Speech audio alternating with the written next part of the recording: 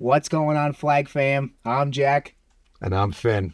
And we are back again, another episode. I mean, it's only been a couple days, but we had to get back on the horn here. We had a couple things happen, and let's get to talking. I love talking about flag football, man. I really love. Me and you both. I really love talking about flag football. And so we had a trade, Jack. We had a big trade already. It was Ryan McKeon. Obviously, Ryan has never gone into a draft without trading picks. Never once. I know that's a fact because he did it with me last season, and the season before that, he did do it, but he did the one with Chase, and he got the Chase and Shane duo after that winter. Interested. Did he, Richard, if you don't mind looking back, did he actually have every single draft of his career? And trade picks in every single draft of his career? That's something you can do, Rich, while we're talking here. Look it up quick, if you don't mind. Yeah, he'll do it while we're talking, but... Yeah. But yeah, so do you want to tell them the details of the trade? So the trade itself was, and obviously, Richard, correct me if I'm wrong, Ryan gave up his 1-1 and his last pick, which is the 72nd overall pick. And in return, he received JJ's 2-2 and 4-2. Yep.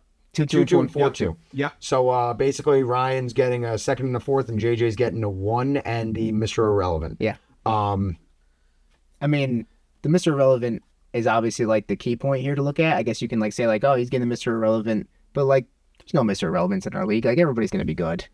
Like I mean, like, yeah, it'll be fine. I agree. Like it is good to get rid of that Mr. Irrelevant pick sometimes, but I don't really know. I'll be honest. If you look at the trade from Ryan's standpoint, he really didn't have a way out because I had a feeling that him and Shane, the minute that 1-1 got announced, they were not clicking. No. They had that little summer of fun with Billy Joe's, and they had that creamsicle fall off. They really haven't been the same since. Yeah, it hasn't been there. Ryan got the 1-1, and Shane, obviously, egotistical, all this and that. He hears 1-1, he hears himself. Yeah. Douchebag, egotistical, this and that. Obviously, he's going to think of himself, so he goes up to Ryan, oh, what's going on, coach? But you could tell. You could just see it in his little smug eyes. He wasn't feeling it. So I think the minute Ryan got the 1-1, it was done. Yeah. It was done. It wasn't set in stone like that. I think Ryan knew in his head he's trading it away. Well, I think Ryan had to play it. I think Ryan went into, looking back at it, I think he went into the draft order night hoping for the 1-1, saying that that's the best position for me for trade value. Yes. I think he thought going into it that getting the 1-1 would be like, everybody's going to want to jump on Shane. And then I think he slowly kind of realized that maybe not everybody wants to jump on it for the price I'm proposing. Yep. So I'm just going to take whatever I can get. And as the trade talks dwindled down, and as the draft got closer and closer, I think he just pulled the trigger on whatever somebody was offering before it got too late. And that was the second and fourth round. Second and fourth, and I'm going to be surprised. I'm surprised he didn't get a little more. But again, if you look at it, what do you want him to do? Him and Shane weren't clicking. Yeah. He had to get something, and no one else was really shooting for it. So he took it with them, and now JJ seems like he's sitting pretty. Well, I mean, it's kind of like giving me like Luka Doncic trade vibes. Like, it's like one of those things where like, like if Ryan had like stepped out, like Ryan like centered it down to JJ and was like, fine, just second and fourth. If Ryan like looked at me and was like, he's only giving me a second and fourth, I would have made the call to him too. And maybe if he like explored some options, Yeah. Like the Lakers didn't explore any options with Luka, like, they just jumped on it, and the Mavericks didn't get anything in return, So like, I think if Ryan like reached out and was like, I'm only getting a second and fourth. Can somebody just beat that? Maybe somebody would have beat it. But I think he just settled. I don't get your basketball references here. Yeah, I don't know anything that happened in the world. that happened in the NBA. So I guess I could see how it relates. But yeah, I don't know. This is a big trade. I wouldn't be surprised if Ryan's involved in another. Richie, go ahead, Rich. So set up though. JJ set up. He's so set up. He's got Chase. He's got Lentini. He's gonna have Shane. I believe he two first. He might be set up, but you realize this is brother and brother playing on the same team. But who says he does that? What Shane? What if JJ doesn't take Shane? So who do you take at 1-1? Jason Comisar. I mean, if he takes Jason Comisar, then wow. So he's screwing you over, young Jack. Well, I have the 1-2, and it's no mystery that whoever falls from between Shane and Jason, I probably will take. Would be one. And what about me? I'm just sitting here. I mean, no. There's levels. No. There's levels to ball, But what if he goes Comisar, and then also that first he gets like a Valero? Yeah. Now he has Chase, Valero, Comisar. I think Valero going to him is kind of a no-brainer. Well, I think 1-5. Yeah. 1-5. I think the obvious. So earlier I had a conversation with Finn about this, and something came up that I want to say. So basically, I think JJ's draft goes. He starts with Chase and Lentini in the 7th and 10th round, I believe. So whatever, who cares? Like, you're starting with 2 top 5 round players right off the bat. Chase is a top 3 player in the league, if not top 1. Mm-hmm. So he starts the best player in the league. He starts the league with Shane and Chase. Yep. Then he drafts Joey at 5. Yep. And then he skips the 2nd, then he goes 3rd, he skips the 4th, and he goes 5. And you said earlier, well, what about Line? I don't think Line even gets touched by anybody other than Lincoln until that 3rd and 4th round. I disagree. Maybe I'm overlooking. So then he takes a lineman in the 3rd. He takes a lineman in the 3rd, and he takes a lineman in something. He takes a lineman in the 3rd, he takes a lineman in the 5th, and his team is done. That's everybody. He drafted. Done. It's over. By the end of the 5th round, he has his whole starting lineup that he needs right there. Maybe one extra player to throw in there for shits and giggles in the 6th round, but that's it. And it's going to be probably the best roster we've seen going into a season in a long time, other than last year. Look, the best roster, I don't know. I don't think you're ever going to see a best roster when people have to give up picks. That's just how I view it. But he has Chase. He's going to start with Shane and Joey. I get that. And then he's going to get the best lineman available in the 3rd round, which I'm not even joking. It could be Lincoln in the early 2nd round. You never know what's going to happen. In the 3rd round, Lincoln draws to the 3rd round. At 3, what does he have? 3. Jack, he has 3-1. Out of your mind. Is it 3-1? There's no way Lincoln falls to the 3rd round. He has absolutely he no has way. 3-1. Listen, I will make sure Lincoln's not falling to the 3rd round, whatever team. He has 3-1. Look, I'm a meat guy. All right, I'm a fucking meat guy. I need big guys in front of me. Tommy Joseph, Anthony Ray. Are you kidding? Look at every single team that's ever been in the championship, whether they've won or not. The offensive line has been good. All right, and I get it. You have Shane Green again. He can run and do all this. His calves. People always talk about the nice, thick calves on him, and I agree. They're very nice. But that's not everything. Yep. You need some guys in front of you, all right? He had a great offensive line last year. Look what happened. Well, still, I think Shane jumped the gun on Zeke Bando last year. If it's Shane's team, I think Shane is smart for getting a line, but at the same time, Shane is very mobile in that pocket. How long did he stay in the pocket? He is very mobile. But also, what is he with his lineman, Richard? If you want to look it up, what is Shane with his lineman? He does not. I don't have to look that one up. I'll just tell you straight up. Shane does not respect his lineman. Correct. Shane Green put this in now. This might be just a Shane Green slander podcast at this point. He does not respect his lineman. No, he really doesn't. Never has. Never has respected his lineman.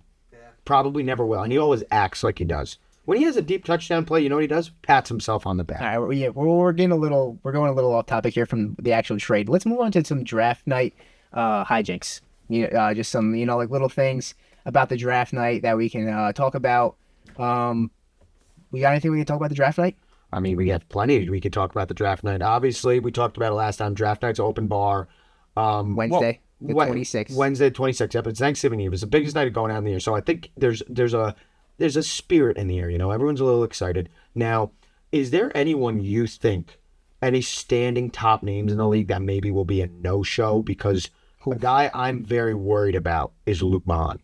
I've continuously talked about it. He's like an indoor cat. I agree. He does not show himself a lot. But I will say, past 2 winter drafts, he has come, been there. Right? He has been there wearing his little Irish cap. Yep, he has a little Irish cap. Actually, they were there. Last winter for sure he was there. They were there. And the summer one, I believe he was there as well. Right off the bat, you're putting me on the spot trying to think of somebody. Someone that's not going to show. There's a lot of names you can go through. There's a lot. Khalil is absolutely no. Khalil's a no-show, no-call. Khalil will show up, but God forbid he comes out and has a drink with us after. Yeah. Seriously, in his head, it must be illegal. Yeah. Coming and having just an enjoyable beer or something with us, just 1 or 2. Yeah. Seriously. I think a no-show is Dylan Kelly. Oh, yeah. Huge no-show. Counting him. No, I'm not even counting him. I'm talking about mainstays of the league. He is an OG, but and then besides that too, it's something I've seen in the league in years prior. It's we run a tight ship and we have a very eventful night. We expect people to dress, if not to the 9, at least to the 8. Wear something nice. People are in suits and ties, and we had one of our bigger members last year. He runs a lot of stuff for us. Jason Anlick. He showed up in a TB12 sweatshirt and jeans. That's a Belichick fit. I puked. No, that is not. Bill Belichick is Bill Belichick, and Bill Belichick would wear the sweatsuit type thing with the cut-off sleeves. A sweatshirt? Yeah. Is that a joke? There's a slap in the face. I feel like I was stabbed in the heart. Yeah. In the heart. It's utterly disrespectful. I mean, I hope he changes, because if he doesn't, I don't know. Dress I'll be up, honest. people. Dress up. Like, Dress you gotta have something cool in your closet. Like, I mean, this is the biggest night Who else of. never dresses up but claims he does? Zachary Barber. No, does he even claim he does? Because he never has one. Zach. Because he came with like a polo. He might as well wear a shiesty there and like a Yeah. a tracksuit or something. By the way, Seriously. Zach Barber, first year that in the league that I can remember, Pacho one maybe. He's gonna fall out of the first round. Yes, he's gonna fall out of the first No, round. he's not. No. He's gonna fall out of the first round. Mo and Nick are taking him 1-4, I think, probably. I don't know. Like, I don't know. I don't know this, but I have a good feeling that they would do that. But honestly, I hope he falls out of the first round. I think he could use that for his sense of self. Yeah. I think he needs to go on an emotional and personality journey in this upcoming season. And find himself. I can think see he that. needs to find I think himself he a needs to go to crunch and he needs to like sit in the corner and like really find himself. And then, obviously, like the draft night, I love seeing some guys. Obviously, like I said, it's an open bar, so some guys really enjoy themselves. Some guys, may I say, they maybe enjoy themselves too much. People claimed. Yeah, go ahead, Rich. Continue. I'm sorry. Well, no, I was just gonna say that Carter Peterson, maybe he'd enjoyed himself a little much last winter. I knew this was going to happen. Stumbling out of the bars. yeah. I'm walking home. Name another person that enjoyed themselves. I don't wanna. too much. I don't want to. Finn Costello enjoyed himself It a was Finn lot Costello last year. Who enjoyed himself a little Finn got too much. Finn got kicked out of the hub last year. A sponsor. He got kicked out of the hub last year. And needless to say, Richard's talking a lot over there for somebody who got the hub shut down not long after by fighting his cousin. So that's not we have true. two culprits. No, that's true. I we remember have two this. culprits. I remember the story like that too. The hub got shut down because Yeah. Richard was breaking. You were all right, breaking up the fight. But whose fight was it? It was your family fight. Yes, it was. You're just as much as a. Because you caused problems. Finn got kicked out. He had to go home. You shut the whole. Yeah, entire I hub down. just went home by myself. Yeah. And I listened. Don't get me And wrong. everybody went home after Richard did that. Yes, you The ruined whole night. night. It was like 11:30. It was like 11:30. We had so much night to There go. was so much night left, and we had to Guys, figure it out. We didn't have a lot left in the tank. I got hub foot that night. You ever heard of hub foot? Anyone? You know when you go to the hub foot, man. I don't even know what it is, but like your legs get a little weak. Hub foot. Well, it's because you walked all the way from Main Street because you were too drunk. There's hub foot, Oh, and then there's hub butt. Hub butt's a totally different thing. Go ahead, Richard. another Sorry. guy who enjoyed himself a little too much.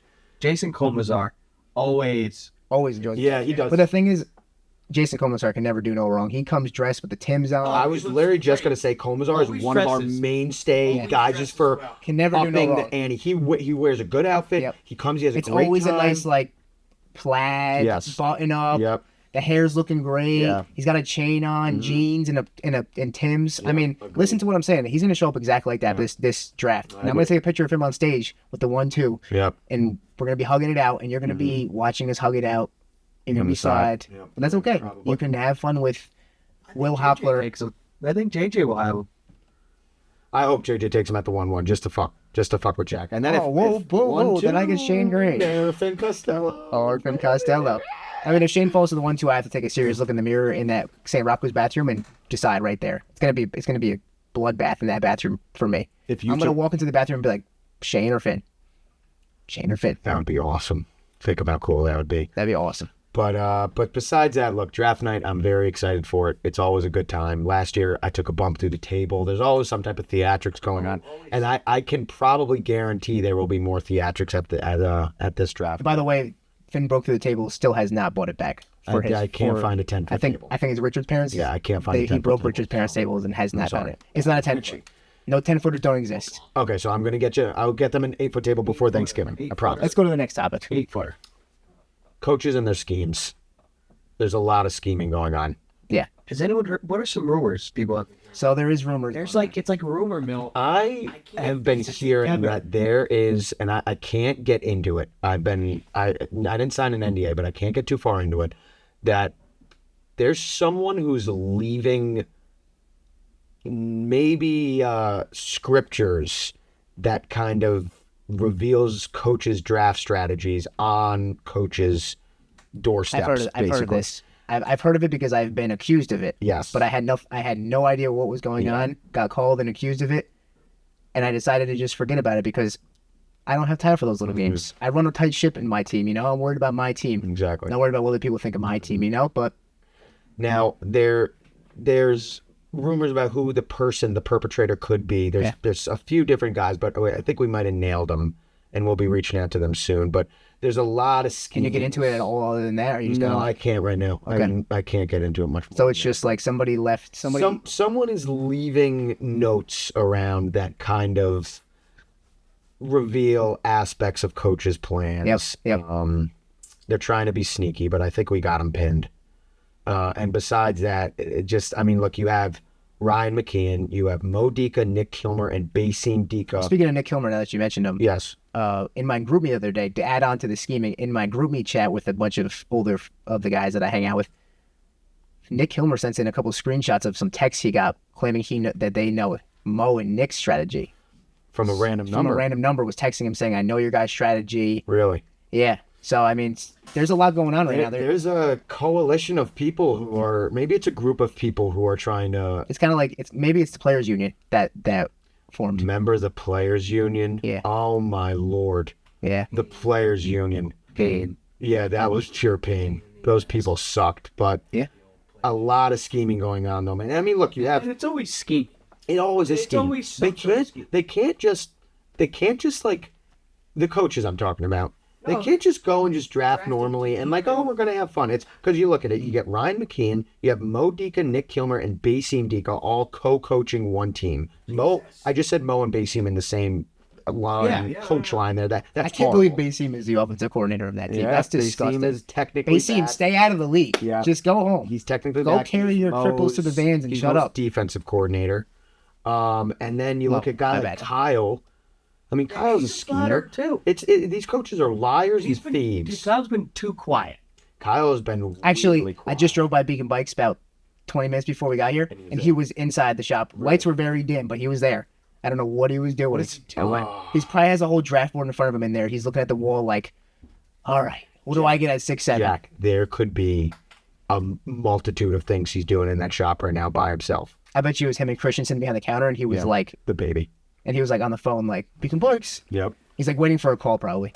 I like that. All right. Well, let's not go. Honestly, for a lot of scheming. Let's get into the last topic here, so we can wrap this one up. We're keeping it short. Well, honestly, I guess last topic. It's not a topic, but we just wanted Zeke Bando starting his own podcast. It's funny that he's starting that right around the same time this gets started. He's covering world issues, crime, and whatnot. Actually, I listened to episode 2 today, the full thing all the way through. He just talked about cars the whole time. I mean, that's world issues, man. He's awesome. A car guy. No. He was just saying like, well, Zeke, if you're listening to this, I listened to the whole thing on my drive. You know, I had to get some inspiration for my podcast.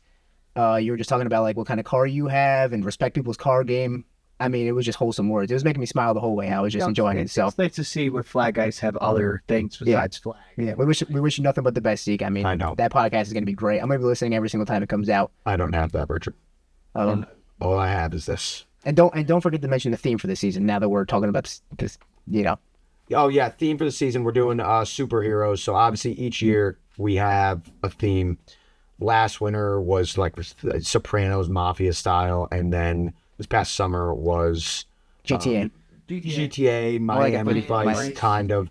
And this year we've wanted to do superheroes just because there's so many evil people in our league that we can classify as super villains.